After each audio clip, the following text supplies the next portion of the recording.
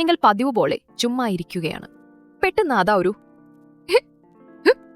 ഇക്കിൾ വെറുതെ വരുന്ന, എങ്ങനെയെന്നറിയാതെ, ഒരു ദോഷവുമില്ലാത്ത ഒരു വിചിത്ര സംഭവം.